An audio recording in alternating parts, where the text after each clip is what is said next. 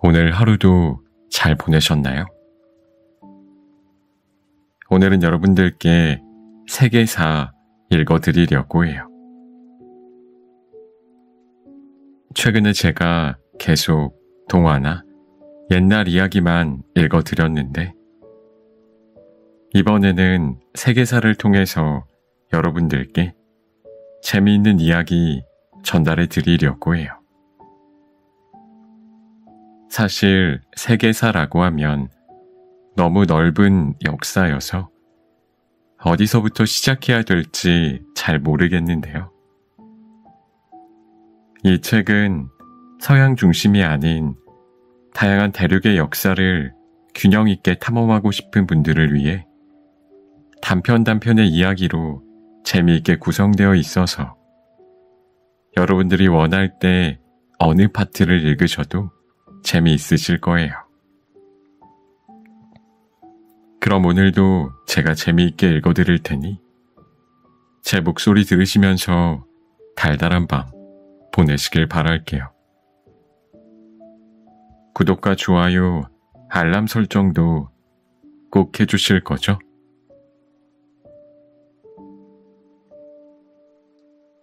최초의 현생 인류. 에티오피아의 유골이 말해주는 선사시대. 먼 옛날 세상에는 여러 인류가 존재했습니다. 우리는 그중 유일하게 살아남은 인류의 후손입니다. 한때 지구에는 네안데르탈인, 데니소바인, 심지어 호빗을 닮은 수십 종류의 인류가 함께하였습니다. 그러다 지난 5만 년 중 어느 시기에 기근과 질병, 전쟁 등으로 대부분의 인류가 사망하고 현생 인류만이 살아남았지요. 우리의 혈관에는 조상뿐만 아니라 그들이 세상을 떠돌며 마주치고 교류하고 먹을거리를 두고 서로 경쟁했던 다른 인류의 피도 섞여 있습니다. 지금 우리와 신체 구조가 유사한 현생 인류는 농사를 지어 식량을 마련하는 법을 배웠고 정착해 살면서 도시와 나라를 세웠습니다. 이렇게 사회 구조를 만든 인류는 점차 기록을 남기기 시작했어요. 그 기록들을 기반으로 인간의 이야기가 두루 만들어졌고 우리는 그 이야기를 역사라고 부르는 것입니다.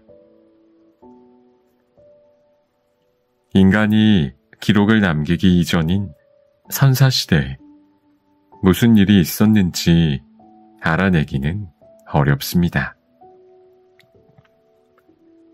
많은 과학자들이 현생 인류는 약 20만 년 전 에티오피아에서 처음 등장했고 한참 후에야 전 세계로 퍼졌다고 생각하지요. 유전학자들은 전 세계 모든 인간이 같은 유전자를 갖고 있어 근본적으로 한 뿌리에서 나왔다고 설명합니다. 기후 때문에 일부 지역에 돌연변이가 생겨나긴 했지만 현생 인류는 하나의 조상에서 기원했고 크게 달라지지 않았다는 것입니다. 우리 조상들은 오랜 기간 같은 지역에 머물렀고 모두 같은 인종이라고 볼 수 있습니다.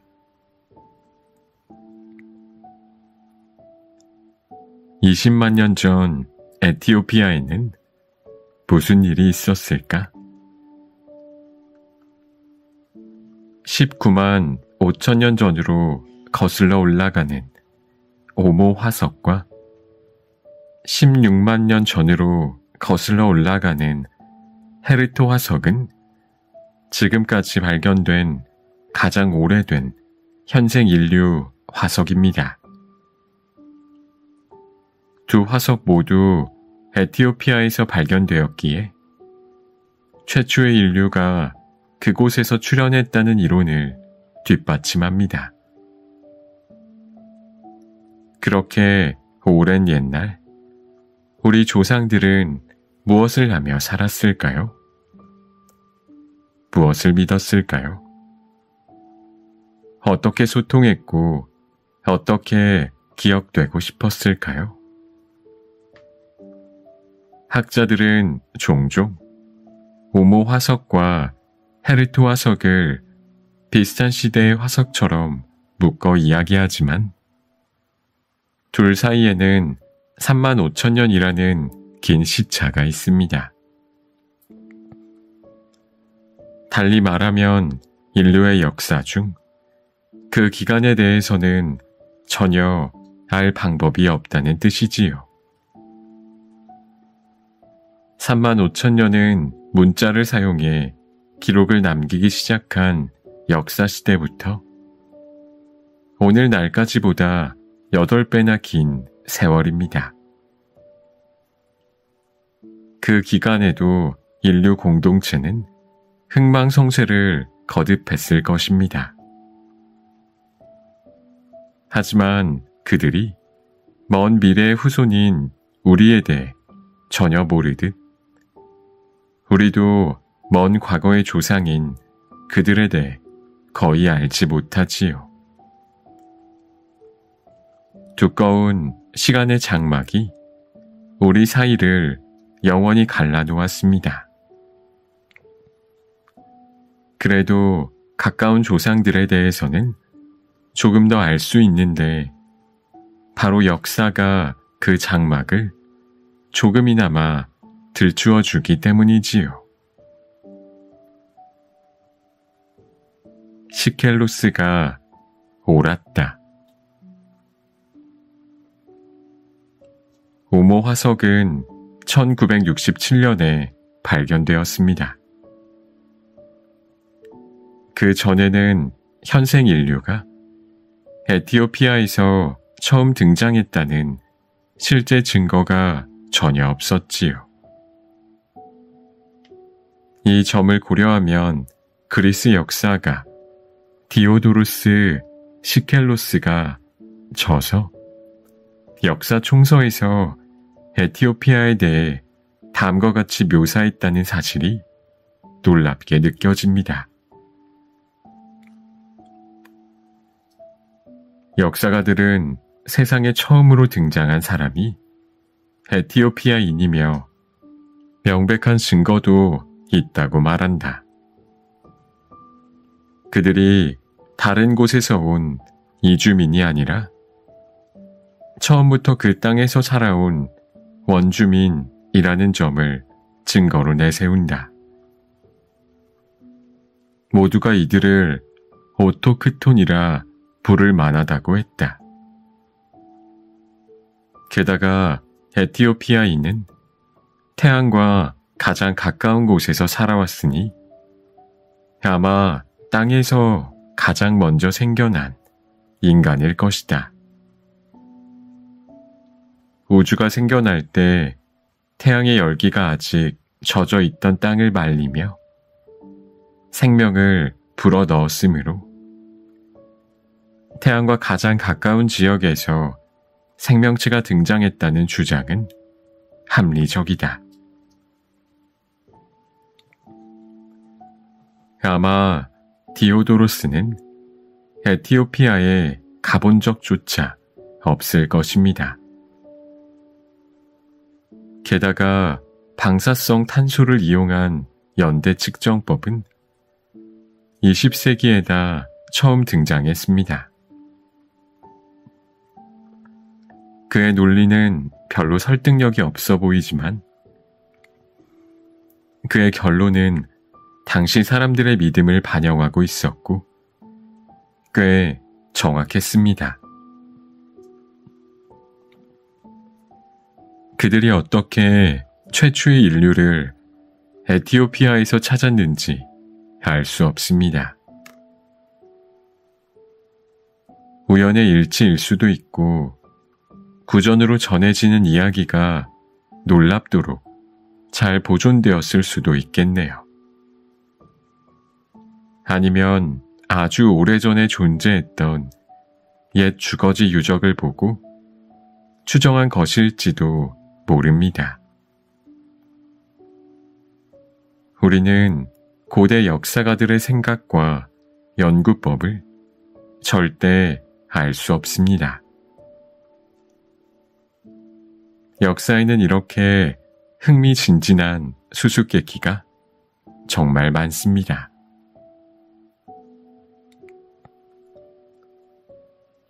역사 연구에 도시가 중요한 이유. 새들은 둥지를, 비버는 댐을, 인간은 움막을 짓습니다.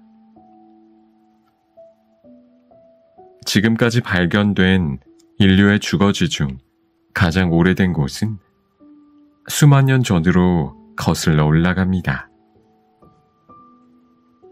누구나 자신의 취향과 기호에 맞게 집과 방을 꾸미곤 하지요. 그러니 최초의 인류 또한 생존에 유리한 장소를 찾아내 필요에 맞는 주거지를 형성했으리라 추측할 수 있습니다. 그렇게 인류가 모여 살며 서서히 도시가 생겨났습니다. 도시는 역사와 밀접한 관련이 있습니다. 사료가 될 기록을 남기기 위해서는 오래 유지되는 정치체제가 필요하기 때문입니다. 물론 도시에서만 이런 체제를 갖출 수 있는 건 아닙니다. 대부분의 유목 공동체도 비슷한 구조를 만들어내 유지했지요.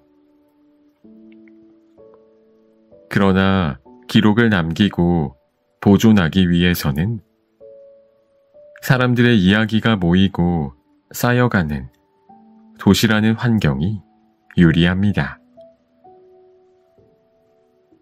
이런 사실을 고려하면 역사학자들이 처음부터 도시의 정의에 대해 함께 연구하면서 합의하지 않았다는 사실이 놀라울 따름입니다.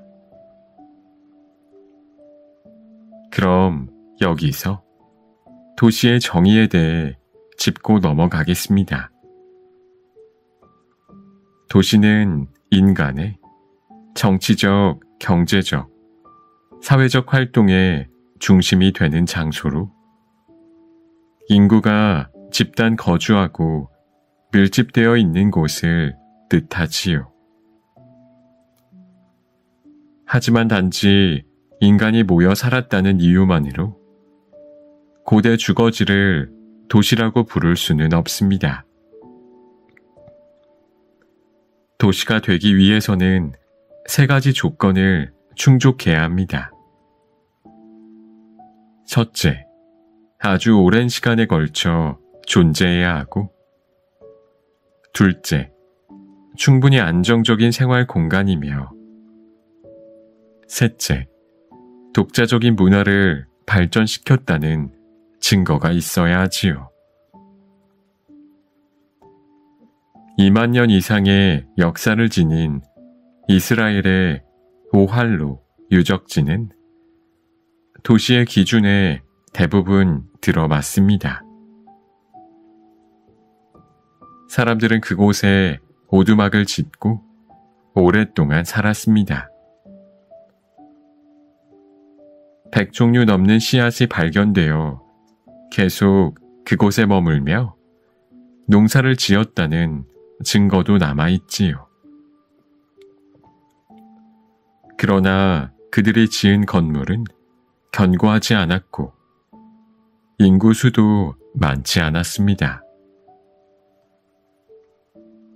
그래서 호알로 투 유적은 일반적으로 도시보다는 마을로 여겨집니다.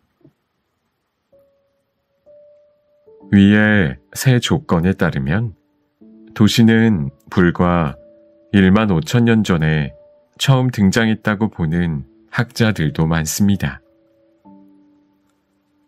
인류의 역사 대부분을 차지하며 번성했던 옛 도시들은 모두 비슷한 지역에서 발견되고 있지요.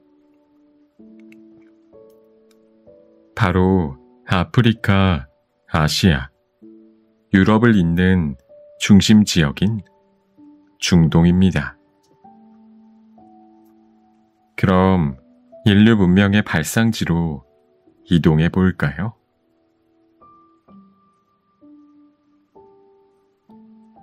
메소포타미아 문명. 중동에서 탄생한 최초의 문명. 인류의 역사는 국가가 아닌 도시에서 시작됩니다. 농사를 짓기 시작하며 사람들은 옮겨 다닐 필요가 없어져 정착하게 되었고, 이때부터 이야기를 말로 전달하는 방식에서 벗어나 글로 기록해 더 오래 보존할 수 있게 되었지요. 5,000년 전 역사가들이 비옥한 초승달이라 부르는 메소포타미아 지역은 농사를 짓기에 유리한 곳이었습니다. 메소포타미아는 그리스어로 두 강의 사이라는 뜻으로 티그리스 강과 유프라테스 강 사이에 자리했던 지금의 이라크와 이란, 튀르키예에 걸친 넓은 지역입니다. 메소포타미아인들은 스스로를 사그기가, 검은 머리 사람이라고 불렀고 수십 개의 도시를 세웠습니다. 그들은 도시에서 수많은 문학, 예술, 건축, 음악 작품을 만들고 세계 최초의 문명을 일구었습니다. 비슷한 시기에 그들과 경쟁할 만한 곳은 이집트뿐이었지요. 메소포타미아의 역사는 기원전 2300년을 기준으로 나뉩니다. 도시 국가들이 하나의 언어를 통용하고 느슨한 연맹을 맺어 자연재해나 군사, 경제 문제에 공동 대응하던 초기 수메르 시대와 하나의 도시 국가가 세력을 확장하고 제국을 세워 다스리던 통일제국 시대로 말이지요. 노아의 대홍수가 길가메시 서사시에 먼저 나온다고? 현대사회에서는 직접 농사를 짓지 않아도 마트나 시장에 가면 간단한 먹거리를 살 수 있습니다. 그러나 우리가 초기 수메르인이었다면 농사와 날씨가 삶에서 가장 중요한 문제였을 것입니다.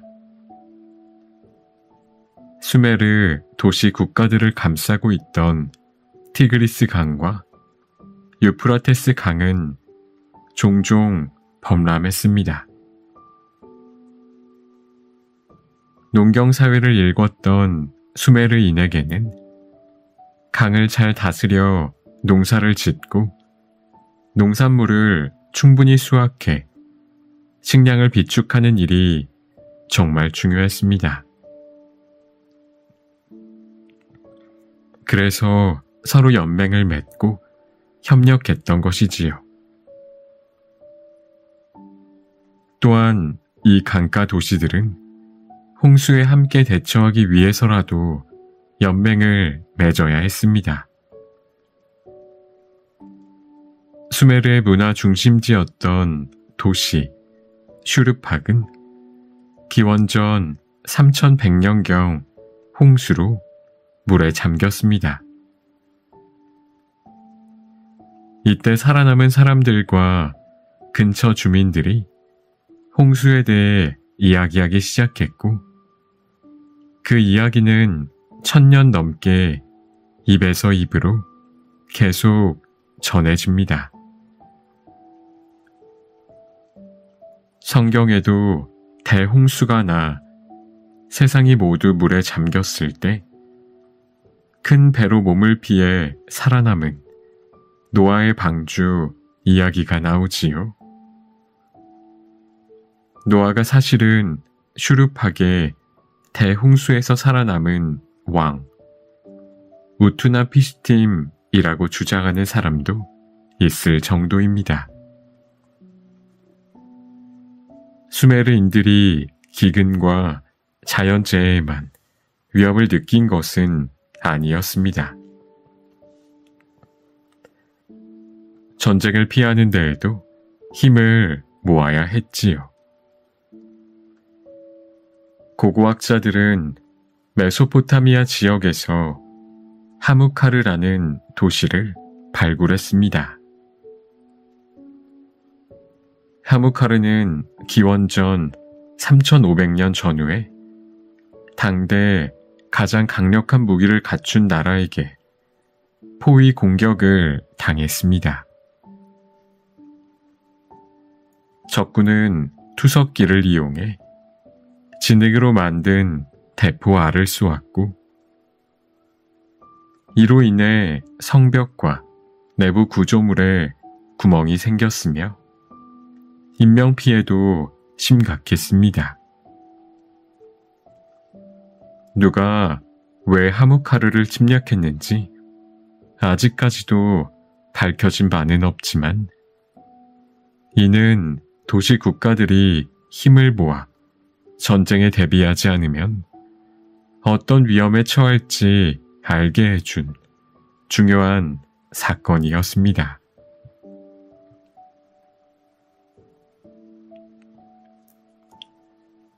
맥주를 팔아 왕이 된 통치자. 수메르에는 도시 국가마다 루갈이라고 불리는 왕들이 있었습니다. 이들은 보통 각자 외교권을 가지고 작은 도시 국가를 다스리는 통치자였습니다. 여러 도시로 이루어진 한 국가가 있고, 그 국가의 수장이 지도자로서 권한을 행사하는 오늘날의 정치 형태와는 달랐지요. 도시마다 왕이 있는 것이 당연했고, 정통성 있는 과정을 거치지 않고 특이한 사유로 왕이 되는 경우도 많았습니다. 점토판에 서령 문자로 수메르 왕들의 이름을 새긴 수메르 왕명표에 기록된 유일한 여성 키시의 쿠바바는 수메르에서 가장 좋은 맥주를 팔아 왕위에 올랐습니다. 오늘날 특정 분야에서 성공한 사람이 명성을 바탕으로 정계에 진출하는 경우가 종종 보이지요. 수메르가 최초로 그런 사례를 보여준 것입니다. 이렇게 작은 도시 국가들이 서로 실리를 챙기기 위해 맺은 연맹은 오랫동안 안정적으로 유지되었습니다.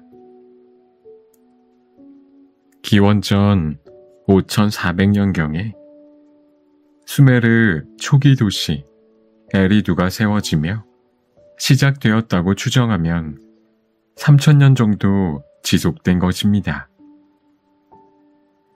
역사상 어떤 제국보다 긴 기간이었지요. 대단한 일입니다. 분명한 이점이 있어 연맹이 지속될 수 있었던 것입니다. 서로 우호 관계를 맺은 도시 국가들은 군대를 키우고 유지할 필요가 없었지요. 그러나 기원전 2334년 아카드의 사르곤 1세가 연맹이 취약해진 틈을 타 주변 도시들을 정복합니다. 그는 최초로 메소포타미아의 도시 국가들을 통일해 아카드 제국을 세웠지요. 통일 제국이 들어서자 수메르 연맹은 점차 사라졌습니다. 사르곤 1세 이후 메소포타미아의 지도자들은 연맹이 아닌 힘으로 제국을 통치하며 평화를 유지해 나갔습니다.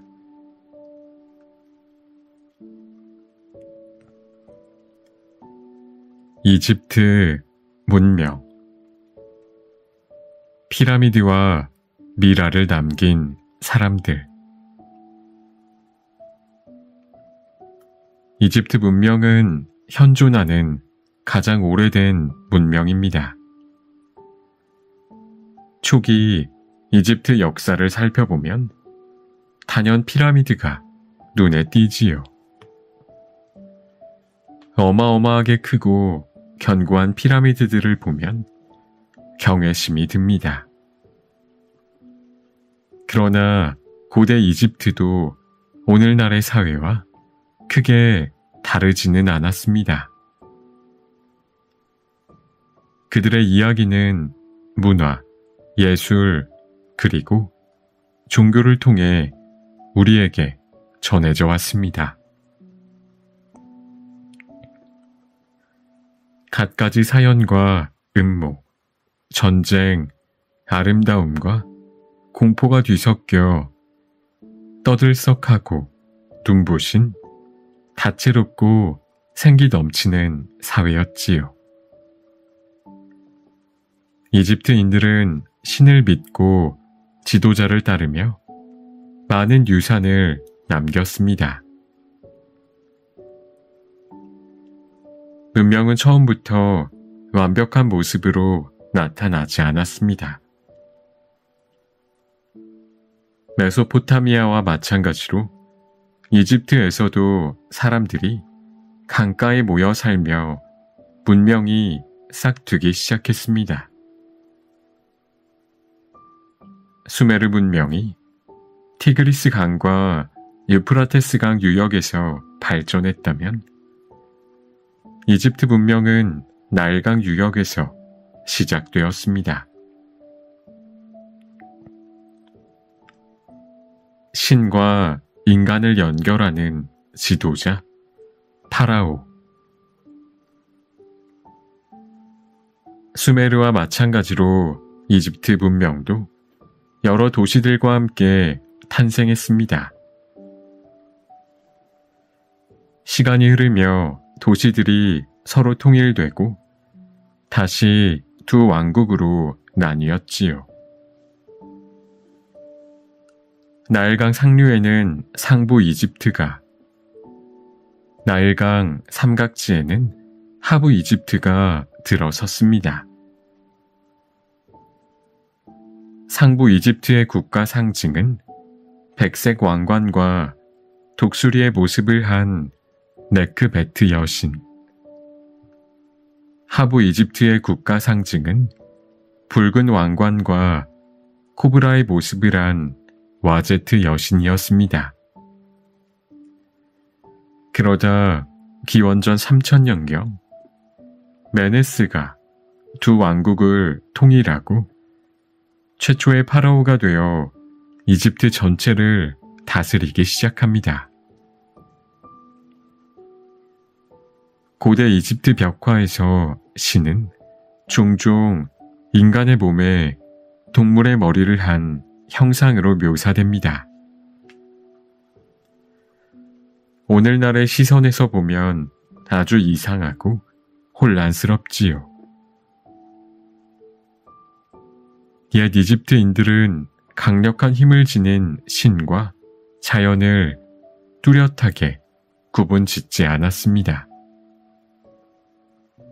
예를 들어 사자 머리를 한 테프누트 여신은 비의 여신인 동시에 비의 화신이었습니다.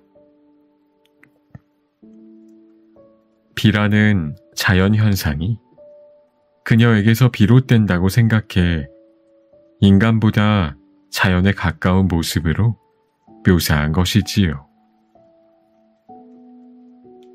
그리고 신의 세계와 인간 세계를 연결하는 존재가 바로 파라오였습니다. 파라오 하면 무엇이 떠오르나요?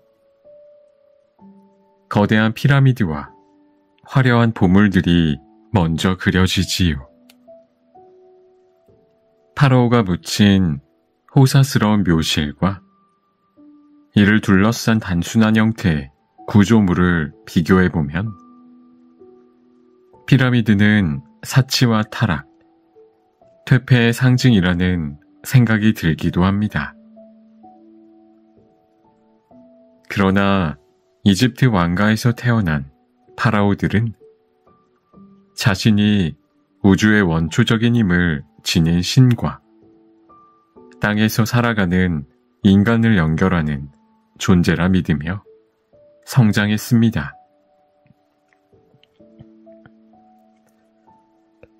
이집트 사람들을 보호해야 할 임무가 있었고 이 역할을 아무렇게나 벗어던지면 신의 노여움을 사게 된다고 믿었지요. 그러니 죽은 후의 명예도 분명 중요했을 것입니다. 파라오의 안식처 피라미드. 고대 이집트는 미라를 만든 최초의 문명입니다. 그러나 이집트인들이 처음부터 파라오를 신성하게 여겨 미라로 만든 것은 아니었습니다. 우연한 발견에 더 가까웠지요. 이집트 사제들은 죽은 이의 육신을 축축한 땅보다 건조한 사막에 묻었을 때 덜 부패한다는 사실을 발견하고 습기 없이 보존하는 기술을 연구했습니다. 그들은 시신에 혼이 깃들어 있기에 이를 보존하는 것이 내세를 위해 중요하다고 여겼습니다.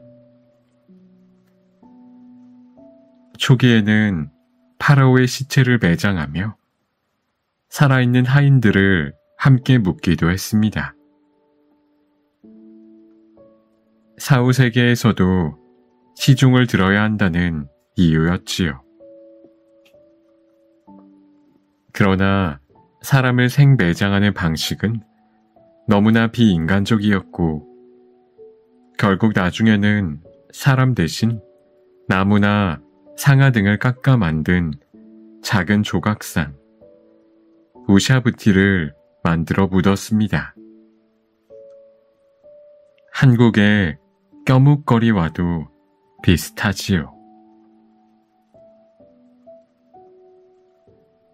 이집트 지역을 수놓은 138개의 피라미드보다 파라오의 권위와 영원 불멸함을 더 잘 보여주는 기념물은 없을 것입니다. 그중 가장 거대한 기자의 대피라미드는 파라오 쿠푸의 무덤으로 4600년 전에 세워졌으며 오늘날까지 굳건히 자리를 지키고 있습니다. 지금까지 남아있는 고대 건축물 중 최대 규모이고 현대의 기술력 수준에서 보아도 불가사의한 구조물이지요. 심지어 국제우주정거장에서도 이 피라미드를 볼 수 있다고 합니다.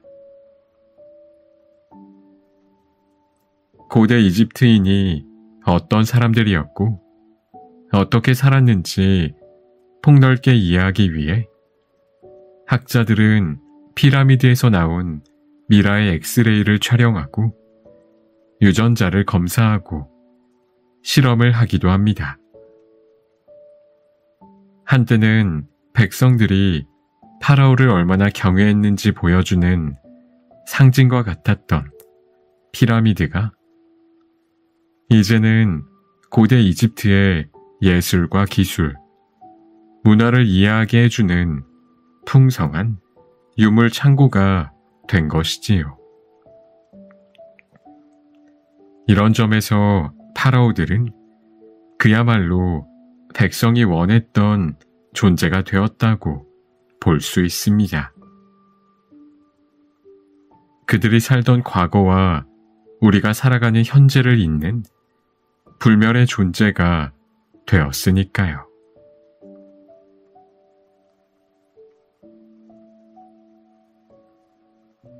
인더스 문명. 돌에 새겨진 인도의 역사. 메소포타미아 지역에 수많은 수메르 도시 국가가 생겨날 무렵 동쪽으로 약 3,000km 떨어진 인도 반도에서는 늘어나는 인구를 수용하기 위한 거대한 암석 기반의 도시가 건설되기 시작합니다. 시간이 지나 폐허로 남았지만 고고학자와 역사학자들은 이 도시를 통해 세계에서 가장 강력하고 다채로웠던 인더스 문명의 초기 역사를 엿볼 수 있었지요. 인도의 역사는 다양한 출전에서 나오는 이야기와 전설, 그리고 고고학적 증거를 통해 밝혀져 왔습니다. 그중 힌두교에서 전하는 인도의 기원에 대한 전설이 있습니다. 황제 바라타가 강력한 문명을 뒤로하고 떠났다는 내용이지요. 고대 도시 유적인 메르가르와 모헨조다로는 과연 이런 역사적 기록의 증거가 될 수 있을까요? 함께 살펴봅시다. 타오르는 불길의 나라. 대부분의 고대 문명처럼 인더스 문명도 강과 밀접하게 연관이 있습니다. 오늘날 우리가 일반적으로 부르는 나라 이름 인도는 사실 산스크리트어 신두에서 나왔습니다. 신두는 넓게는 많은 양의 물이 모인 곳을, 구체적으로는 거대한 겐지스강을 뜻합니다. 힌두라는 단어도 같은 어원에서 나왔지요. 그러니 인도라는 이름은 바로 겐지스강에서 나온 셈입니다. 인도인 대부분은 자신의 나라를 바라트라고 부릅니다. 백성과 통치자의 보호 아래 끊임없이 타오르는 불을 뜻하지요.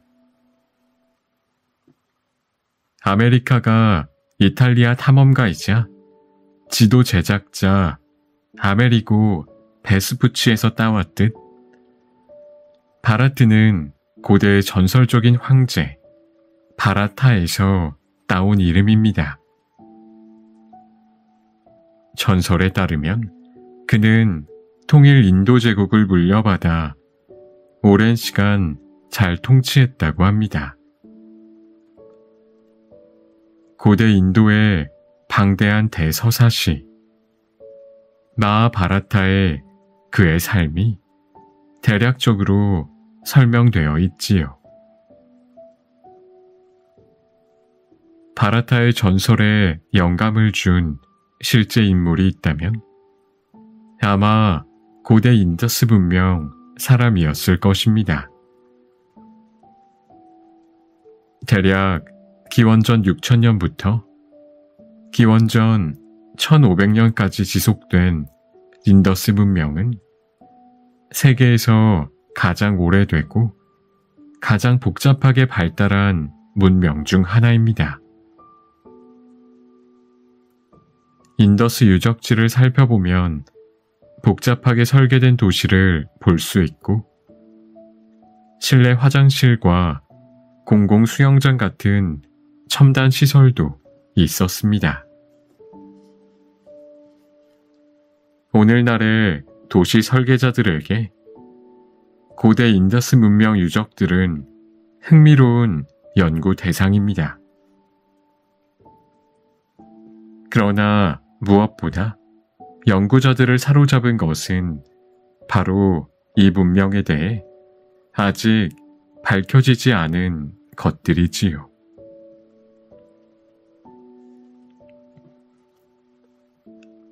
베일에 쌓인 암석 도시.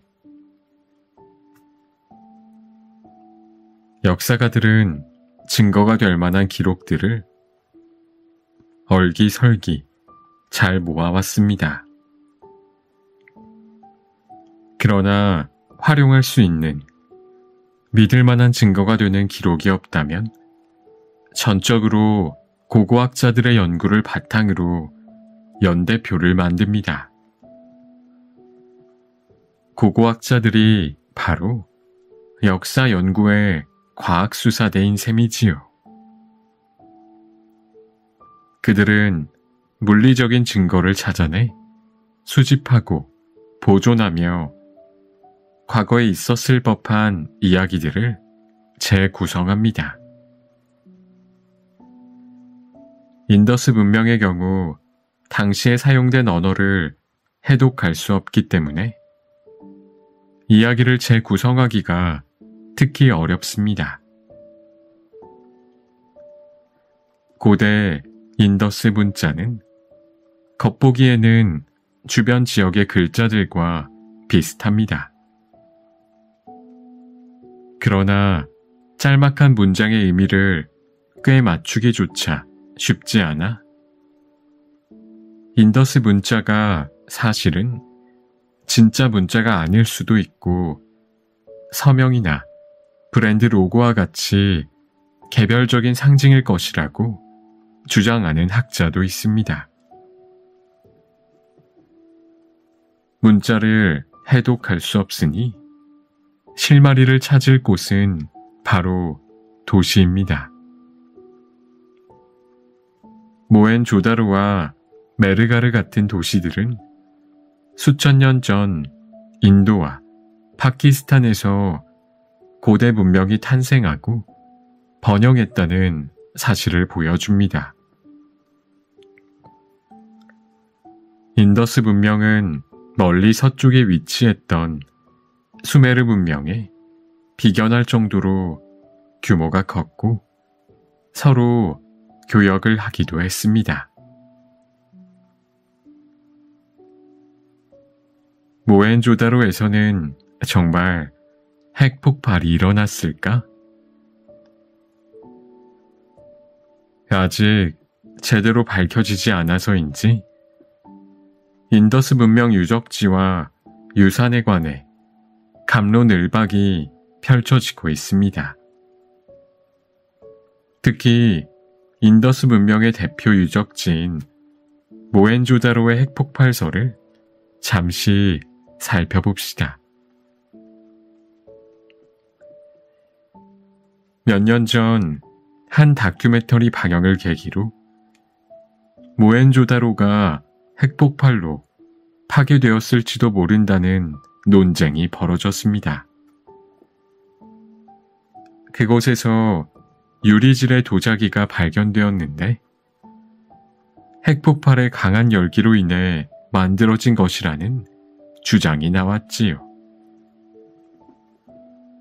그러나 도자기를 굽는 과정에서 유리질이 되는 경우도 있고 유적의 상태가 비교적 잘 보존되어 있기에 핵폭발과 같은 재앙이 일어났던 것 같지는 않습니다.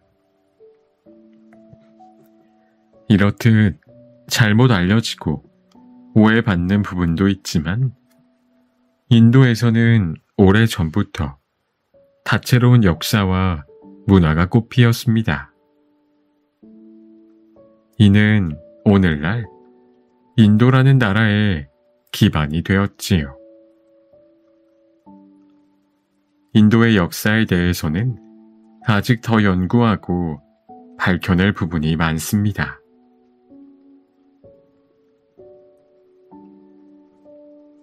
그리스 도시국가 아테네 vs 스파르타 펠로폰네소스 전쟁 고대 그리스가 전 세계, 특히 서양사에서 중요한 역할을 했다는 것은 유명한 사실입니다. 몇몇 18, 19세기 철학자들의 사상을 공부하다 보면 2000년 전 고대 그리스에서 영감을 받았다는 것을 알 수 있습니다. 고대 그리스가 과학, 건축, 문학, 예술, 그리고 철학 분야에 남긴 학문적, 문화적 업적을 보면 왜 그렇게 많은 사람이 영향을 받았는지 충분히 이해가 되지요. 고대 그리스를 쉽게 이해하려면 앞서 살펴봤던 수메르 문명을 떠올리면 됩니다. 수메르는 사실상 도시 국가들의 연맹이었다는 점에서 결집된 제국과 같았습니다. 고대 그리스도 그 전성기에는 수메르와 마찬가지로 도시 국가들의 느슨한 연합이었고 각 국가가 잠깐씩 돌아가며 패권을 차지하는 형태였습니다. 그럼 그리스의 대표적인 두 패권국이었던 아테네와 스파르타의 역사를 차례로 살펴봅시다. 고대 그리스의 수호자 아테네. 고대 그리스 하면 보통 아테네가 가장 먼저 떠오릅니다. 파르테논 신전, 소크라테스와 플라톤, 유명한 그리스 시와 연극 대부분이 아테네의 유산입니다. 도시국가 아테네는 오랫동안 그 자체로 하나의 다채롭고 인간적인 세계였지요. 그러다 18세기에 유럽의 학자들이 고대 그리스의 정치 철학을 재발견하면서 아테네를 평화로운 유토피아로 이상화하기 시작합니다. 하지만 아테네는 그들이 생각하듯 그렇게 평화롭지 않았고 유토피아와도 거리가 멀었습니다. 사실 그리스가 주변 강국 페르시아 제국에 지배당하지 않을 수 있었던 결정적 요인은 아테네의 군사적 기량에 있었습니다. 이웃 나라인 스파르타 역시 페르시아에 대항하는 과정에서 중요한 역할을 했지만 기원전 490년 마라톤 전투에서 처음으로 페르시아를 물리친 것은 아테네였지요. 그리스와 페르시아의 전쟁 내내 군사적 중심 역할을 한 곳도 아테네였습니다. 아테네는 스파르타만큼 군국주의는 아니었지만 두 나라 모두 기본적으로는 군사 문화를 바탕으로 한 사회였습니다. 아테네는 여러 세기에 걸쳐 유지되던 통치 방식들을 지속적으로 혁신했지만 그렇다고 완전한 유토피아는 아니었습니다.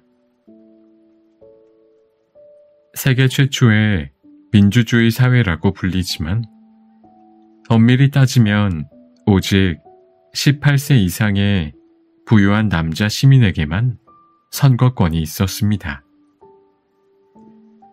그리고 대부분의 그리스 도시 국가처럼 아테네도 대규모 노예제를 시행했지요. 페르시아가 일찍이 노예제를 폐지한 것과는 대조됩니다. 어쨌든 18세기 정치 철학자들이 아테네의 전통을 재발견하고 당대 유럽보다 더 계몽된 사회였다고 생각한 것은 후대인 우리에게도 큰 영향을 미쳤습니다.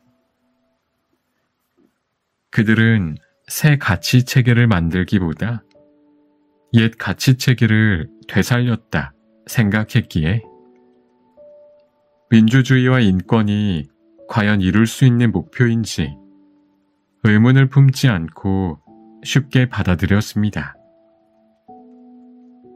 앞으로 어떤 정치체제가 새로 등장할지 모르겠지만 아테네의 민주주의는 해답이 되어 주었고 덕분에 우리도 민주주의 사회에 살고 있는 것이지요.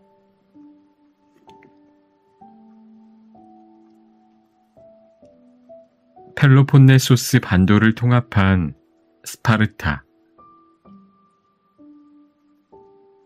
학창시절에 세계사를 공부한 사람이라면 아테네와 스파르타 사이에 벌어진 펠로폰네소스의 전쟁에 대해 들어봤을 것입니다.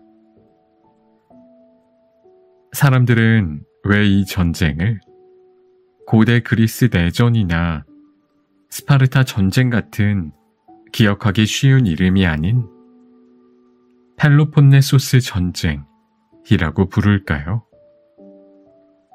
여기에는 스파르타의 속뜻이 담겨 있습니다.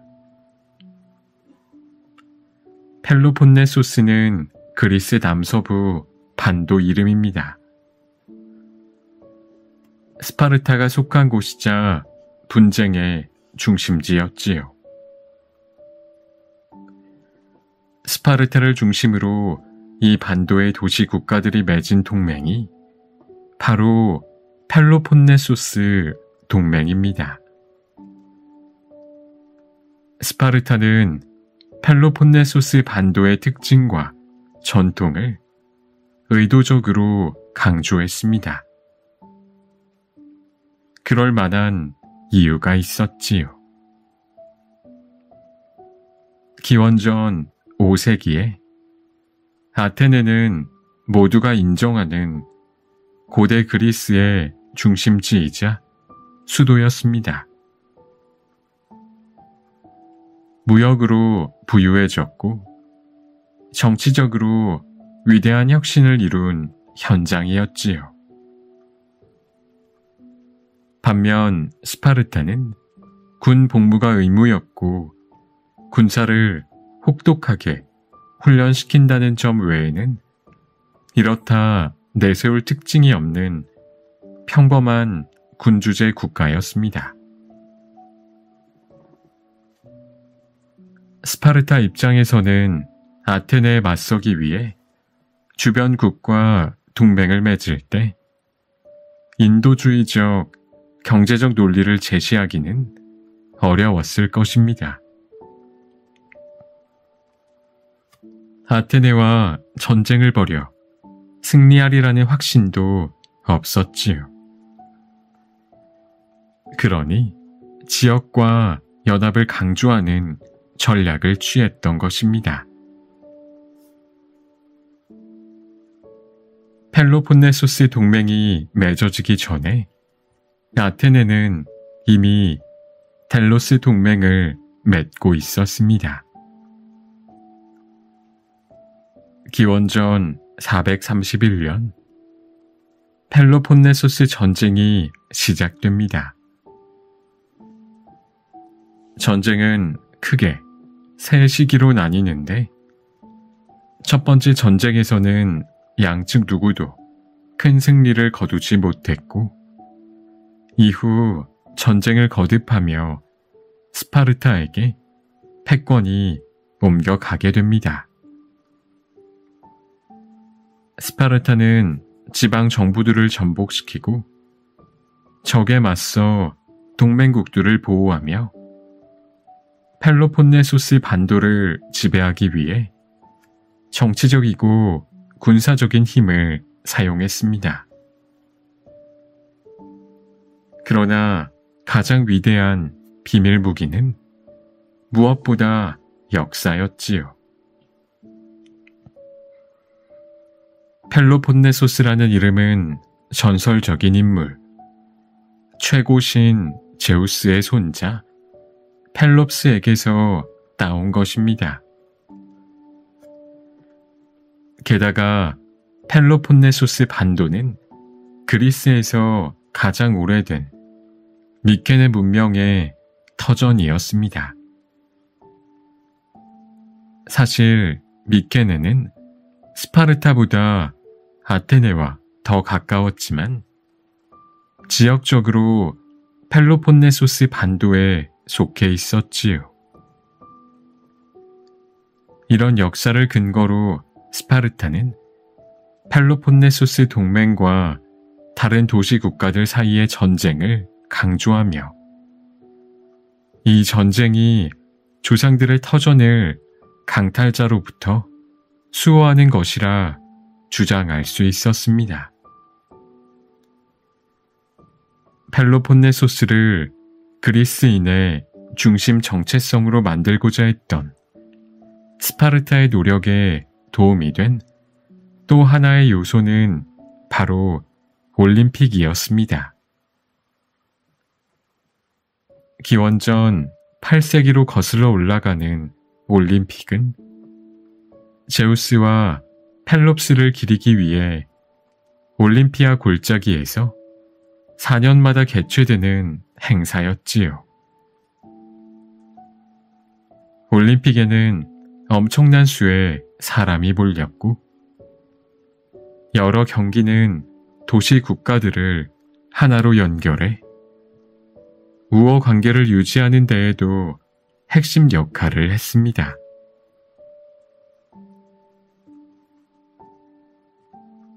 최초의 현생 인류. 에티오피아의 유골이 말해주는 선사시대. 먼 옛날 세상에는 여러 인류가 존재했습니다. 우리는 그중 유일하게 살아남은 인류의 후손입니다. 한때 지구에는 네안데르탈인, 데니소바인, 심지어 호빗을 닮은 수십 종류의 인류가 함께하였습니다. 그러다 지난 5만 년 중 어느 시기에 기근과 질병, 전쟁 등으로 대부분의 인류가 사망하고 현생 인류만이 살아남았지요. 우리의 혈관에는 조상뿐만 아니라 그들이 세상을 떠돌며 마주치고 교류하고 먹을거리를 두고 서로 경쟁했던 다른 인류의 피도 섞여 있습니다. 지금 우리와 신체 구조가 유사한 현생 인류는 농사를 지어 식량을 마련하는 법을 배웠고 정착해 살면서 도시와 나라를 세웠습니다. 이렇게 사회 구조를 만든 인류는 점차 기록을 남기기 시작했어요.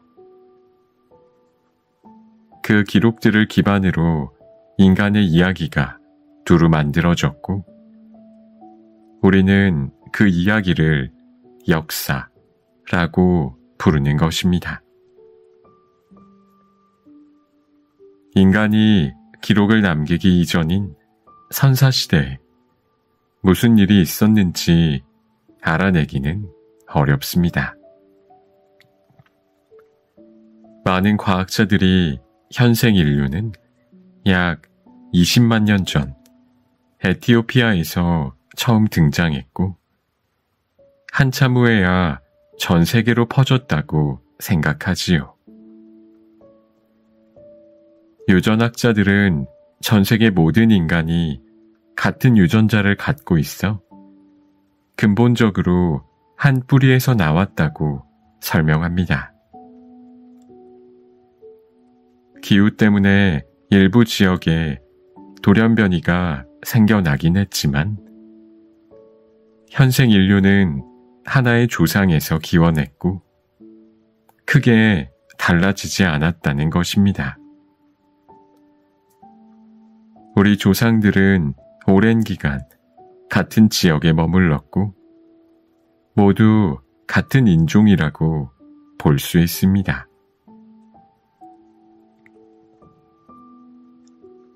20만 년 전 에티오피아에는 무슨 일이 있었을까? 19만 5천 년 전으로 거슬러 올라가는 오모 화석과 16만 년 전으로 거슬러 올라가는 헤르토 화석은 지금까지 발견된 가장 오래된 현생 인류 화석입니다. 두 화석 모두 에티오피아에서 발견되었기에 최초의 인류가 그곳에서 출현했다는 이론을 뒷받침합니다. 그렇게 오랜 옛날 우리 조상들은 무엇을 하며 살았을까요?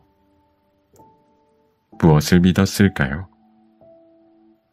어떻게 소통했고 어떻게 기억되고 싶었을까요? 학자들은 종종 오모 화석과 헤르토 화석을 비슷한 시대의 화석처럼 묶어 이야기하지만 둘 사이에는 3만 5천 년이라는 긴 시차가 있습니다. 달리 말하면 인류의 역사 중 그 기간에 대해서는 전혀 알 방법이 없다는 뜻이지요. 3만 5천 년은 문자를 사용해 기록을 남기기 시작한 역사시대부터 오늘날까지보다 8배나 긴 세월입니다. 그 기간에도 인류 공동체는 흥망성쇠를 거듭했을 것입니다. 하지만 그들이 먼 미래의 후손인 우리에 대해 전혀 모르듯 우리도 먼 과거의 조상인 그들에 대해 거의 알지 못하지요. 두꺼운 시간의 장막이 우리 사이를 영원히 갈라놓았습니다. 그래도 가까운 조상들에 대해서는 조금 더 알 수 있는데 바로 역사가 그 장막을 조금이나마 들추어 주기 때문이지요. 시켈로스가 옳았다. 오모 화석은 1967년에 발견되었습니다.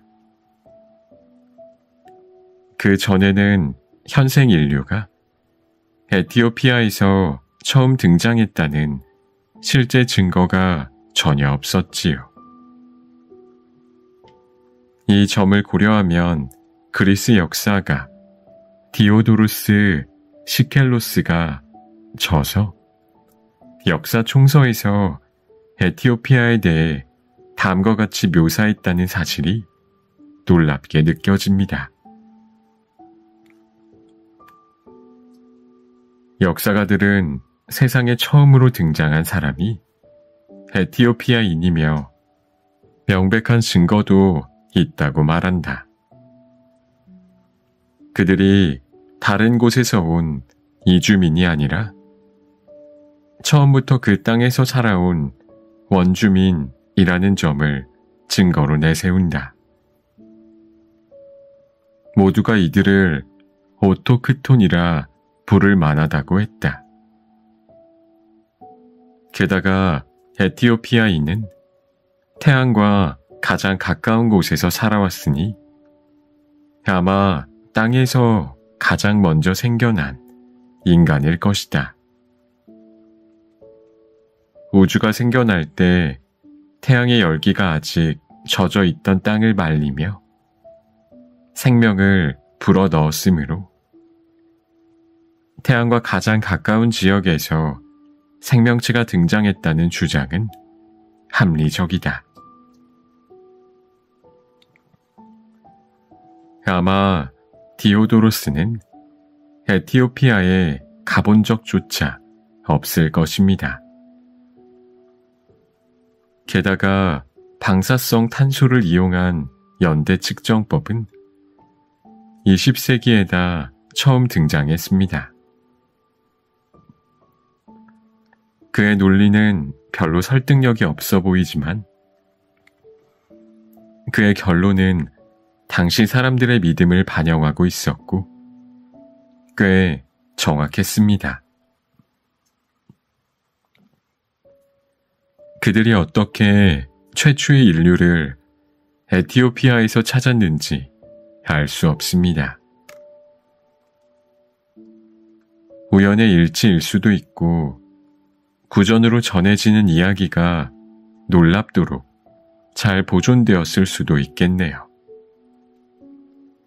아니면 아주 오래전에 존재했던 옛 주거지 유적을 보고 추정한 것일지도 모릅니다. 우리는 고대 역사가들의 생각과 연구법을 절대 알 수 없습니다. 역사에는 이렇게 흥미진진한 수수께끼가 정말 많습니다.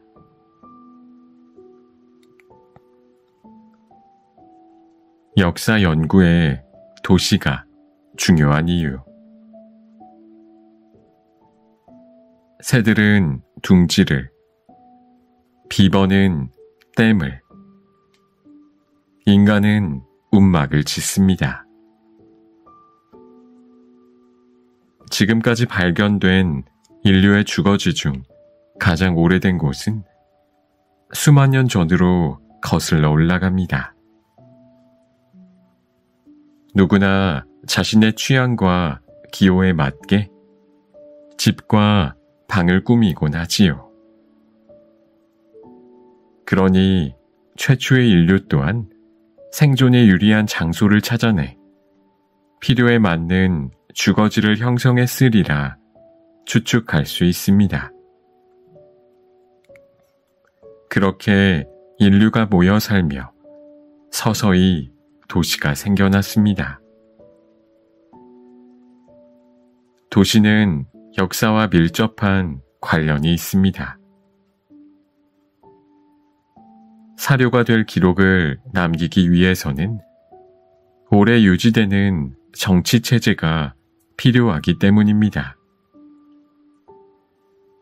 물론 도시에서만 이런 체제를 갖출 수 있는 건 아닙니다. 대부분의 유목 공동체도 비슷한 구조를 만들어내 유지했지요. 그러나 기록을 남기고 보존하기 위해서는 사람들의 이야기가 모이고 쌓여가는 도시라는 환경이 유리합니다. 이런 사실을 고려하면 역사학자들이 처음부터 도시의 정의에 대해 함께 연구하면서 합의하지 않았다는 사실이 놀라울 따름입니다. 그럼 여기서 도시의 정의에 대해 짚고 넘어가겠습니다.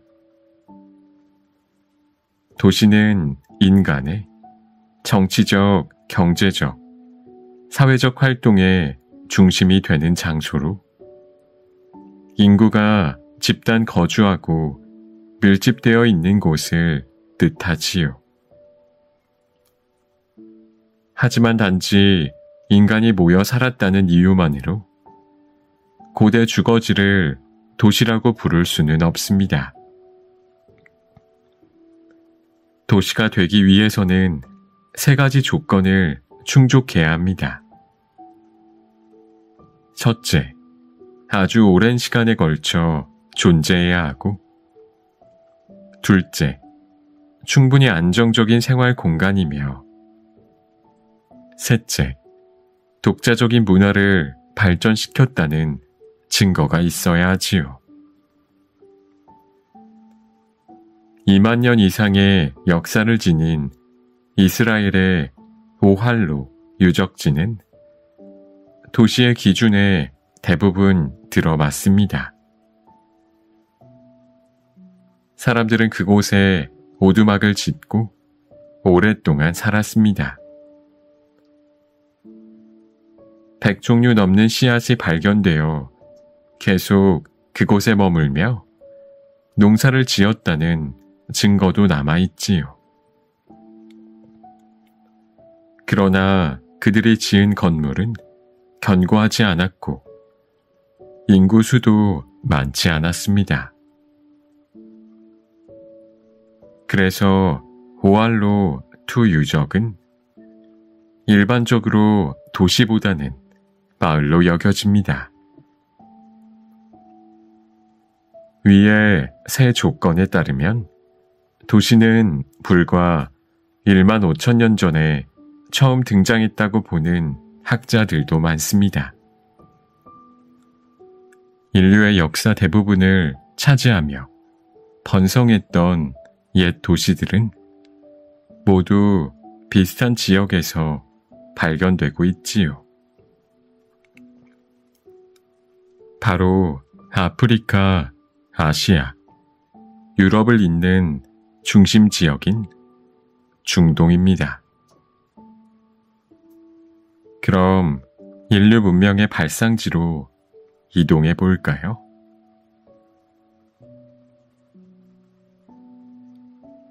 메소포타미아 문명. 중동에서 탄생한 최초의 문명. 인류의 역사는 국가가 아닌 도시에서 시작됩니다.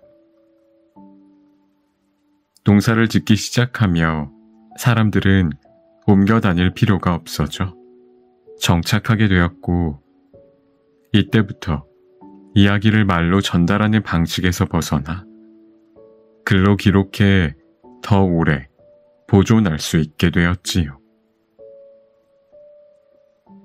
5,000년 전 역사가들이 비옥한 초승달이라 부르는 메소포타미아 지역은 농사를 짓기에 유리한 곳이었습니다.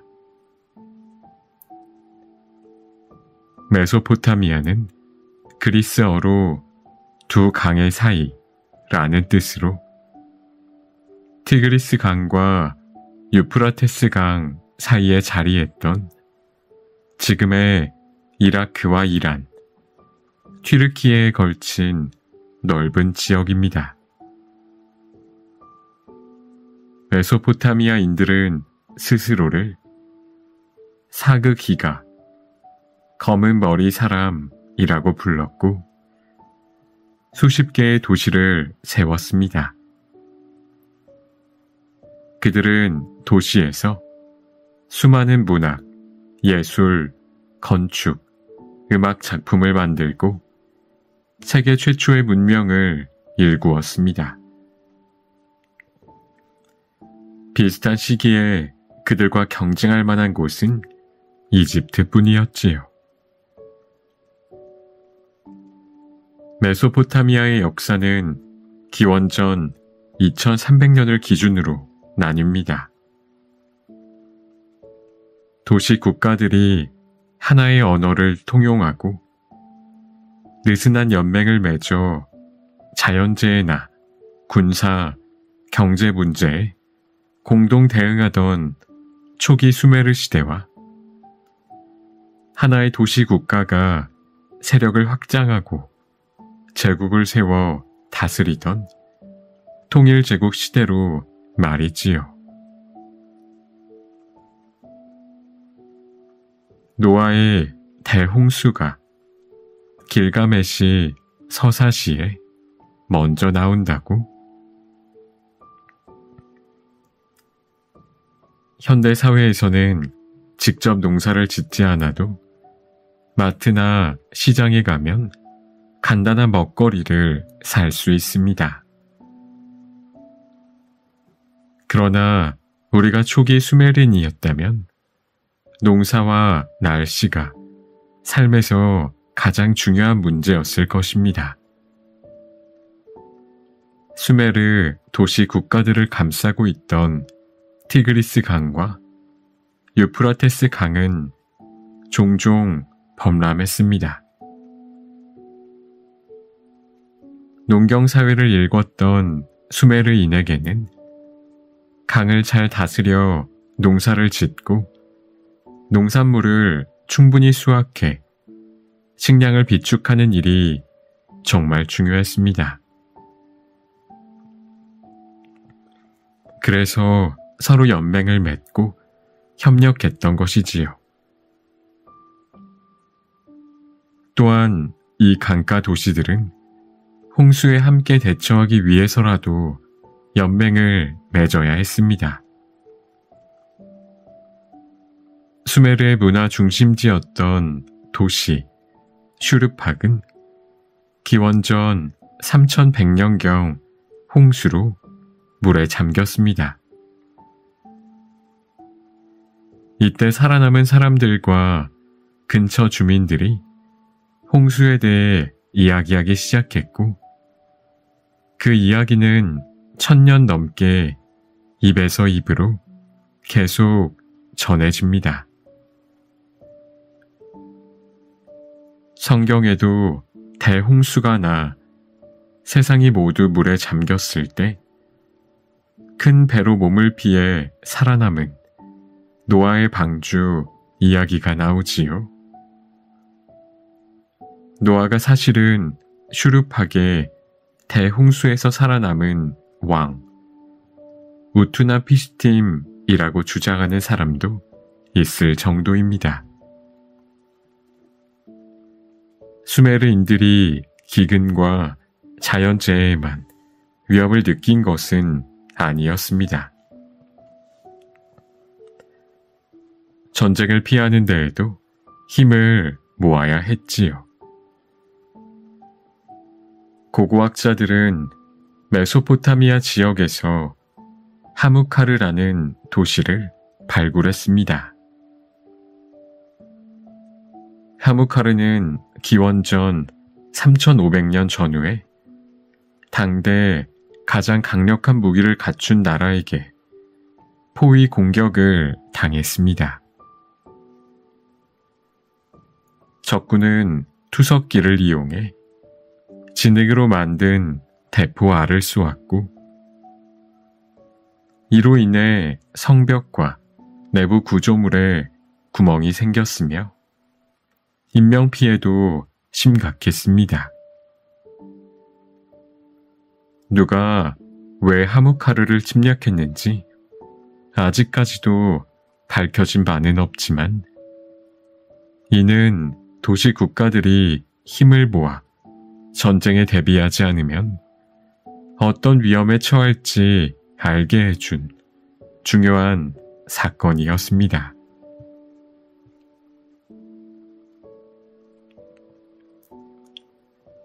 맥주를 팔아 왕이 된 통치자. 수메르에는 도시 국가마다 루갈이라고 불리는 왕들이 있었습니다. 이들은 보통 각자 외교권을 가지고 작은 도시 국가를 다스리는 통치자였습니다. 여러 도시로 이루어진 한 국가가 있고 그 국가의 수장이 지도자로서 권한을 행사하는 오늘날의 정치 형태와는 달랐지요. 도시마다 왕이 있는 것이 당연했고 정통성 있는 과정을 거치지 않고 특이한 사유로 왕이 되는 경우도 많았습니다.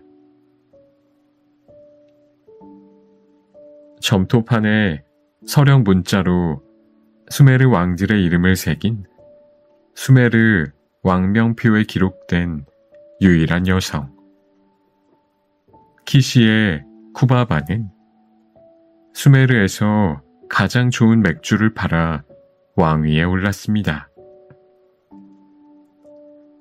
오늘날 특정 분야에서 성공한 사람이 명성을 바탕으로 정계에 진출하는 경우가 종종 보이지요. 수메르가 최초로 그런 사례를 보여준 것입니다. 이렇게 작은 도시 국가들이 서로 실리를 챙기기 위해 맺은 연맹은 오랫동안 안정적으로 유지되었습니다. 기원전 5400년경에 수메르 초기 도시 에리두가 세워지며 시작되었다고 추정하면 3000년 정도 지속된 것입니다. 역사상 어떤 제국보다 긴 기간이었지요. 대단한 일입니다. 분명한 이점이 있어 연맹이 지속될 수 있었던 것입니다. 서로 우호 관계를 맺은 도시 국가들은 군대를 키우고 유지할 필요가 없었지요. 그러나 기원전 2334년 아카드의 사르곤 1세가 연맹이 취약해진 틈을 타 주변 도시들을 정복합니다. 그는 최초로 메소포타미아의 도시 국가들을 통일해 아카드 제국을 세웠지요.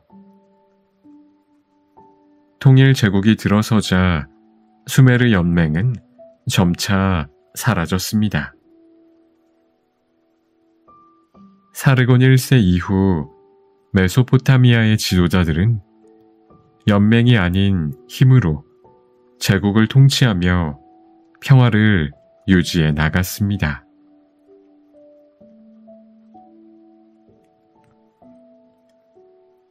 이집트 문명.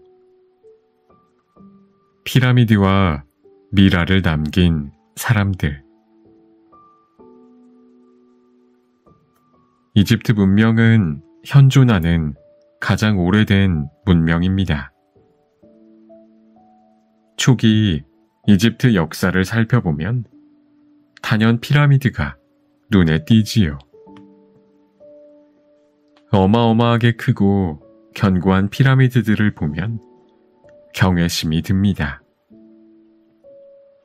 그러나 고대 이집트도 오늘날의 사회와 크게 다르지는 않았습니다. 그들의 이야기는 문화, 예술, 그리고 종교를 통해 우리에게 전해져 왔습니다. 갖가지 사연과 음모, 전쟁, 아름다움과 공포가 뒤섞여 떠들썩하고 눈부신 다채롭고 생기 넘치는 사회였지요. 이집트인들은 신을 믿고 지도자를 따르며 많은 유산을 남겼습니다. 문명은 처음부터 완벽한 모습으로 나타나지 않았습니다. 메소포타미아와 마찬가지로 이집트에서도 사람들이 강가에 모여 살며 문명이 싹트기 시작했습니다. 수메르 문명이 티그리스 강과 유프라테스 강 유역에서 발전했다면 이집트 문명은 나일강 유역에서 시작되었습니다. 신과 인간을 연결하는 지도자 파라오. 수메르와 마찬가지로 이집트 문명도 여러 도시들과 함께 탄생했습니다. 시간이 흐르며 도시들이 서로 통일되고 다시 두 왕국으로 나뉘었지요. 나일강 상류에는 상부 이집트가, 나일강 삼각지에는 하부 이집트가 들어섰습니다. 상부 이집트의 국가 상징은 백색 왕관과 독수리의 모습을 한 네크베트 여신, 하부 이집트의 국가 상징은 붉은 왕관과 코브라의 모습을 한 와제트 여신이었습니다. 그러다 기원전 3000년경 메네스가 두 왕국을 통일하고 최초의 파라오가 되어 이집트 전체를 다스리기 시작합니다. 고대 이집트 벽화에서 신은 종종 인간의 몸에 동물의 머리를 한 형상으로 묘사됩니다. 오늘날의 시선에서 보면 아주 이상하고 혼란스럽지요. 옛 이집트인들은 강력한 힘을 지닌 신과 자연을 뚜렷하게 구분 짓지 않았습니다. 예를 들어 사자 머리를 한 테프누트 여신은 비의 여신인 동시에 비의 화신이었습니다. 비라는 자연현상이 그녀에게서 비롯된다고 생각해 인간보다 자연에 가까운 모습으로 묘사한 것이지요. 그리고 신의 세계와 인간 세계를 연결하는 존재가 바로 파라오였습니다. 파라오 하면 무엇이 떠오르나요? 거대한 피라미드와 화려한 보물들이 먼저 그려지지요. 파라오가 묻힌 호사스러운 묘실과 이를 둘러싼 단순한 형태의 구조물을 비교해보면 피라미드는 사치와 타락, 퇴폐의 상징이라는 생각이 들기도 합니다. 그러나 이집트 왕가에서 태어난 파라오들은 자신이 우주의 원초적인 힘을 지닌 신과 땅에서 살아가는 인간을 연결하는 존재라 믿으며 성장했습니다. 이집트 사람들을 보호해야 할 임무가 있었고 이 역할을 아무렇게나 벗어던지면 신의 노여움을 사게 된다고 믿었지요. 그러니 죽은 후의 명예도 분명 중요했을 것입니다. 파라오의 안식처 피라미드, 고대 이집트는 미라를 만든 최초의 문명입니다. 그러나 이집트인들이 처음부터 파라오를 신성하게 여겨 미라로 만든 것은 아니었습니다. 우연한 발견에 더 가까웠지요. 이집트 사제들은 죽은 이의 육신을 축축한 땅보다 건조한 사막에 묻었을 때 덜 부패한다는 사실을 발견하고 습기 없이 보존하는 기술을 연구했습니다. 그들은 시신에 혼이 깃들어 있기에 이를 보존하는 것이 내세를 위해 중요하다고 여겼습니다. 초기에는 파라오의 시체를 매장하며 살아있는 하인들을 함께 묻기도 했습니다. 사후 세계에서도 시중을 들어야 한다는 이유였지요. 그러나 사람을 생매장하는 방식은 너무나 비인간적이었고 결국 나중에는 사람 대신 나무나 상아 등을 깎아 만든 작은 조각상, 우샤부티를 만들어 묻었습니다. 한국의 껴묵거리와도 비슷하지요. 이집트 지역을 수놓은 138개의 피라미드보다 파라오의 권위와 영원 불멸함을 더 잘 보여주는 기념물은 없을 것입니다. 그중 가장 거대한 기자의 대피라미드는 파라오 쿠푸의 무덤으로 4600년 전에 세워졌으며 오늘날까지 굳건히 자리를 지키고 있습니다. 지금까지 남아있는 고대 건축물 중 최대 규모이고 현대의 기술력 수준에서 보아도 불가사의한 구조물이지요. 심지어 국제우주정거장에서도 이 피라미드를 볼 수 있다고 합니다. 고대 이집트인이 어떤 사람들이었고 어떻게 살았는지 폭넓게 이해하기 위해 학자들은 피라미드에서 나온 미라의 엑스레이를 촬영하고 유전자를 검사하고 실험을 하기도 합니다. 한때는 백성들이 파라오를 얼마나 경외했는지 보여주는 상징과 같았던 피라미드가 이제는 고대 이집트의 예술과 기술, 문화를 이해하게 해주는 풍성한 유물 창고가 된 것이지요. 이런 점에서 파라오들은 그야말로 백성이 원했던 존재가 되었다고 볼 수 있습니다. 그들이 살던 과거와 우리가 살아가는 현재를 잇는 불멸의 존재가 되었으니까요.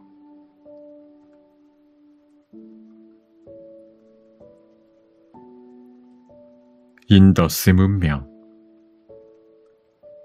돌에 새겨진 인도의 역사.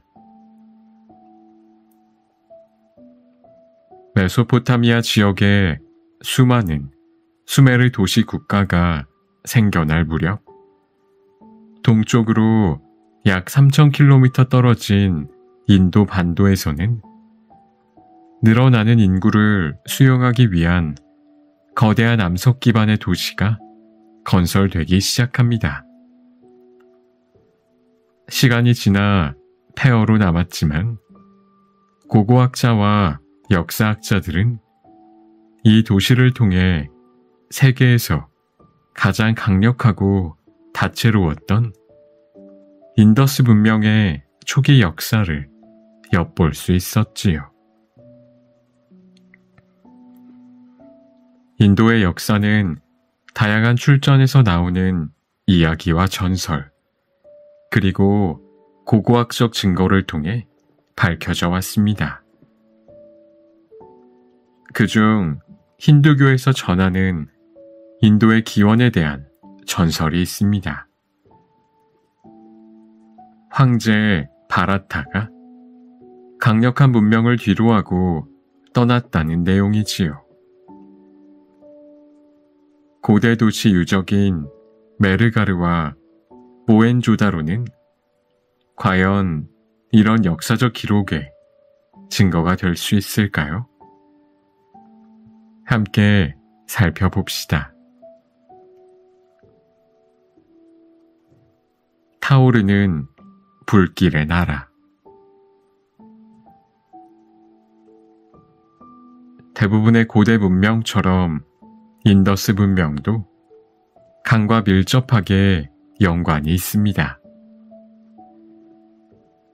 오늘날 우리가 일반적으로 부르는 나라 이름 인도는 사실 산스크리트어 신두에서 나왔습니다. 신두는 넓게는 많은 양의 물이 모인 곳을, 구체적으로는 거대한 겐지스강을 뜻합니다. 힌두라는 단어도 같은 어원에서 나왔지요. 그러니 인도라는 이름은 바로 겐지스강에서 나온 셈입니다.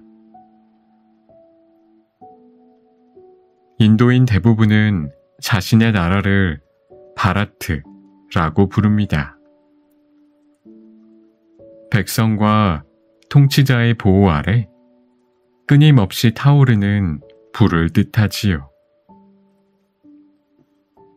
아메리카가 이탈리아 탐험가이자 지도 제작자 아메리고 베스푸치에서 따왔듯 바라트는 고대의 전설적인 황제 바라타에서 따온 이름입니다. 전설에 따르면 그는 통일 인도 제국을 물려받아 오랜 시간 잘 통치했다고 합니다. 고대 인도의 방대한 대서사시 마하바라타에 그의 삶이 대략적으로 설명되어 있지요. 바라타의 전설에 영감을 준 실제 인물이 있다면 아마 고대 인더스 문명 사람이었을 것입니다. 대략 기원전 6000년부터 기원전 1500년까지 지속된 인더스 문명은 세계에서 가장 오래되고 가장 복잡하게 발달한 문명 중 하나입니다. 인더스 유적지를 살펴보면 복잡하게 설계된 도시를 볼 수 있고 실내 화장실과 공공 수영장 같은 첨단 시설도 있었습니다. 오늘날의 도시 설계자들에게 고대 인더스 문명 유적들은 흥미로운 연구 대상입니다. 그러나 무엇보다 연구자들을 사로잡은 것은 바로 이 문명에 대해 아직 밝혀지지 않은 것들이지요.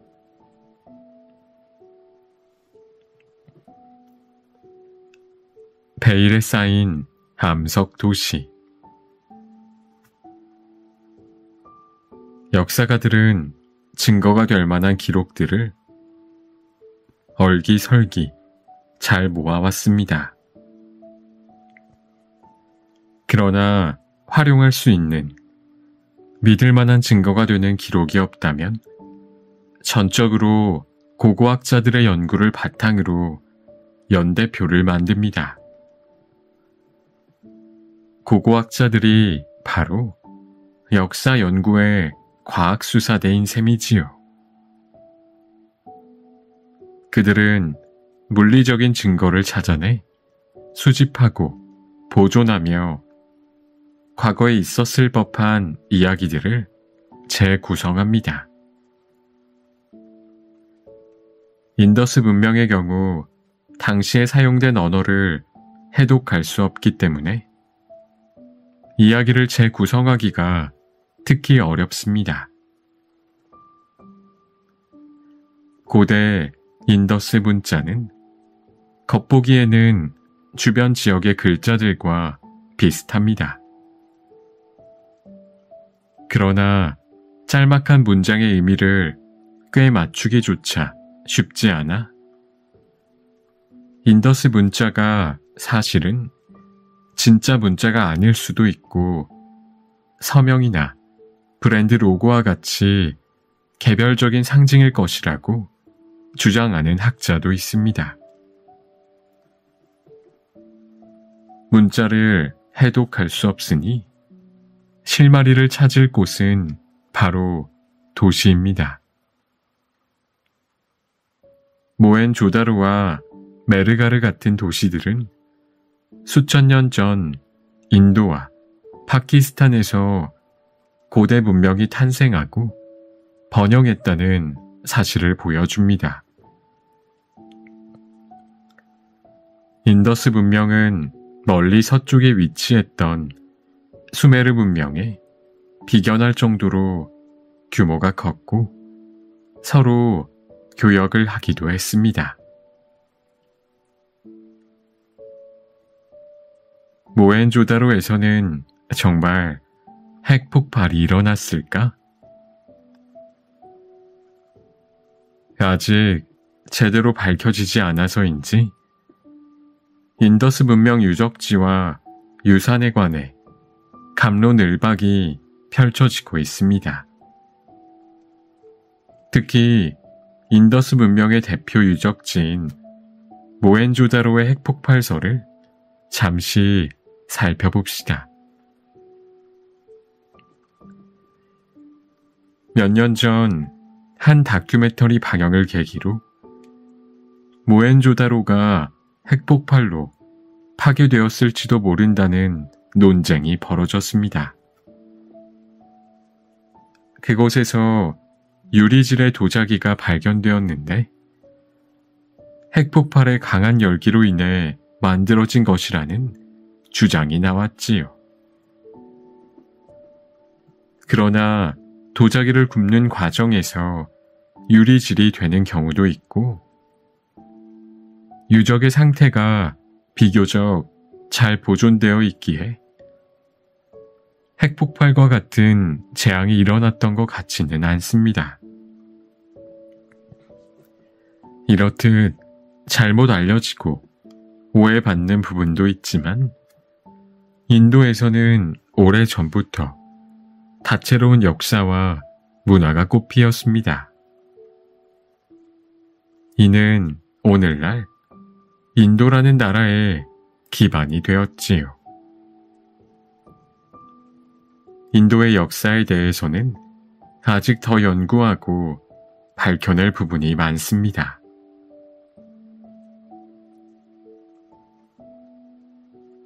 그리스 도시국가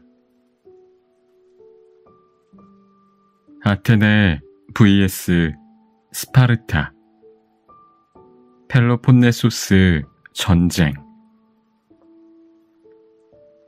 고대 그리스가 전 세계, 특히 서양사에서 중요한 역할을 했다는 것은 유명한 사실입니다.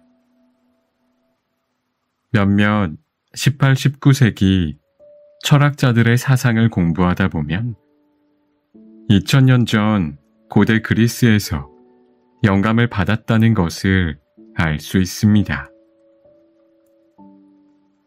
고대 그리스가 과학, 건축, 문학, 예술, 그리고 철학 분야에 남긴 학문적, 문화적 업적을 보면 왜 그렇게 많은 사람이 영향을 받았는지 충분히 이해가 되지요. 고대 그리스를 쉽게 이해하려면 앞서 살펴봤던 수메르 문명을 떠올리면 됩니다. 수메르는 사실상 도시 국가들의 연맹이었다는 점에서 결집된 제국과 같았습니다. 고대 그리스도 그 전성기에는 수메르와 마찬가지로 도시 국가들의 느슨한 연합이었고, 각 국가가 잠깐씩 돌아가며 패권을 차지하는 형태였습니다. 그럼 그리스의 대표적인 두 패권국이었던 아테네와 스파르타의 역사를 차례로 살펴봅시다. 고대 그리스의 수호자 아테네. 고대 그리스 하면 보통 아테네가 가장 먼저 떠오릅니다. 파르테논 신전, 소크라테스와 플라톤, 유명한 그리스 시와 연극 대부분이 아테네의 유산입니다. 도시국가 아테네는 오랫동안 그 자체로 하나의 다채롭고 인간적인 세계였지요. 그러다 18세기에 유럽의 학자들이 고대 그리스의 정치 철학을 재발견하면서 아테네를 평화로운 유토피아로 이상화하기 시작합니다. 하지만 아테네는 그들이 생각하듯 그렇게 평화롭지 않았고 유토피아와도 거리가 멀었습니다. 사실 그리스가 주변 강국 페르시아 제국에 지배당하지 않을 수 있었던 결정적 요인은 아테네의 군사적 기량에 있었습니다. 이웃 나라인 스파르타 역시 페르시아에 대항하는 과정에서 중요한 역할을 했지만 기원전 490년 마라톤 전투에서 처음으로 페르시아를 물리친 것은 아테네였지요. 그리스와 페르시아의 전쟁 내내 군사적 중심 역할을 한 곳도 아테네였습니다. 아테네는 스파르타만큼 군국주의는 아니었지만 두 나라 모두 기본적으로는 군사 문화를 바탕으로 한 사회였습니다. 아테네는 여러 세기에 걸쳐 유지되던 통치 방식들을 지속적으로 혁신했지만 그렇다고 완전한 유토피아는 아니었습니다. 세계 최초의 민주주의 사회라고 불리지만 엄밀히 따지면 오직 18세 이상의 부유한 남자 시민에게만 선거권이 있었습니다.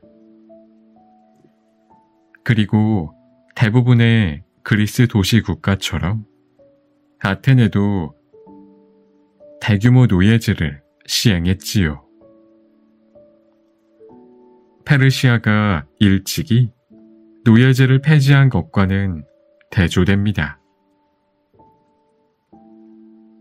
어쨌든 18세기 정치 철학자들이 아테네의 전통을 재발견하고 당대 유럽보다 더 계몽된 사회였다고 생각한 것은 후대인 우리에게도 큰 영향을 미쳤습니다. 그들은 새 가치체계를 만들기보다 옛 가치체계를 되살렸다 생각했기에 민주주의와 인권이 과연 이룰 수 있는 목표인지 의문을 품지 않고 쉽게 받아들였습니다. 앞으로 어떤 정치체제가 새로 등장할지 모르겠지만 아테네의 민주주의는 해답이 되어 주었고, 덕분에 우리도 민주주의 사회에 살고 있는 것이지요.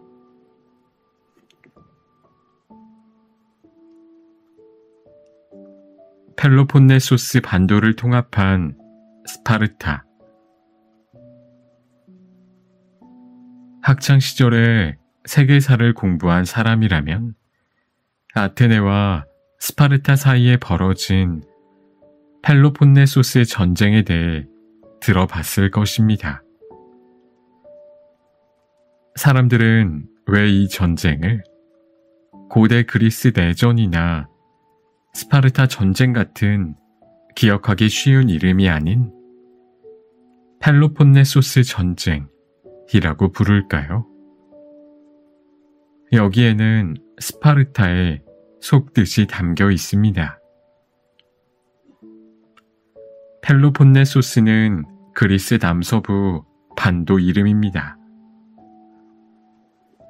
스파르타가 속한 곳이자 분쟁의 중심지였지요.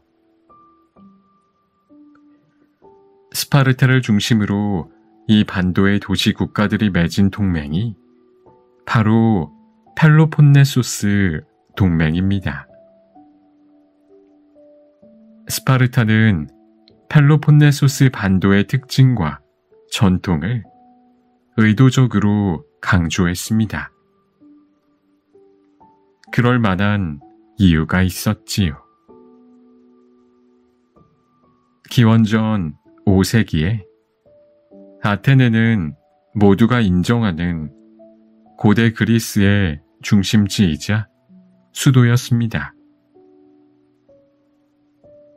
무역으로 부유해졌고 정치적으로 위대한 혁신을 이룬 현장이었지요.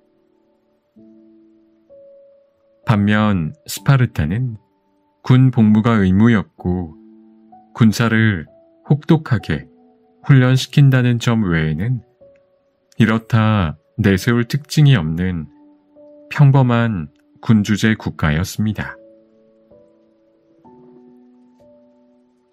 스파르타 입장에서는 아테네에 맞서기 위해 주변국과 동맹을 맺을 때 인도주의적 경제적 논리를 제시하기는 어려웠을 것입니다.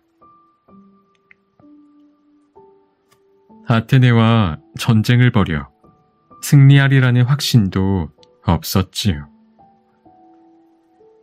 그러니 지역과 연합을 강조하는 전략을 취했던 것입니다.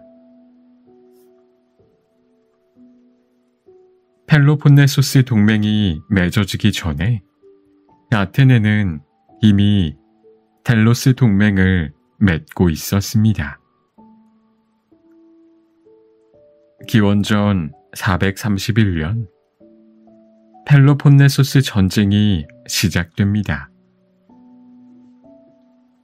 전쟁은 크게 세 시기로 나뉘는데 첫 번째 전쟁에서는 양측 누구도 큰 승리를 거두지 못했고 이후 전쟁을 거듭하며 스파르타에게 패권이 옮겨가게 됩니다. 스파르타는 지방 정부들을 전복시키고 적에 맞서 동맹국들을 보호하며 펠로폰네소스 반도를 지배하기 위해 정치적이고 군사적인 힘을 사용했습니다. 그러나 가장 위대한 비밀 무기는 무엇보다 역사였지요. 펠로폰네소스라는 이름은 전설적인 인물, 최고신 제우스의 손자 펠롭스에게서 따온 것입니다. 게다가 펠로폰네소스 반도는 그리스에서 가장 오래된 미케네 문명의 터전이었습니다. 사실 미케네는 스파르타보다 아테네와 더 가까웠지만 지역적으로 펠로폰네소스 반도에 속해 있었지요. 이런 역사를 근거로 스파르타는 펠로폰네소스 동맹과 다른 도시 국가들 사이의 전쟁을 강조하며 이 전쟁이 조상들의 터전을 강탈자로부터 수호하는 것이라 주장할 수 있었습니다. 펠로폰네소스를 그리스인의 중심 정체성으로 만들고자 했던 스파르타의 노력에 도움이 된 또 하나의 요소는 바로 올림픽이었습니다. 기원전 8세기로 거슬러 올라가는 올림픽은 제우스와 펠롭스를 기리기 위해 올림피아 골짜기에서 4년마다 개최되는 행사였지요. 올림픽에는 엄청난 수의 사람이 몰렸고 여러 경기는 도시 국가들을 하나로 연결해 우호 관계를 유지하는 데에도 핵심 역할을 했습니다.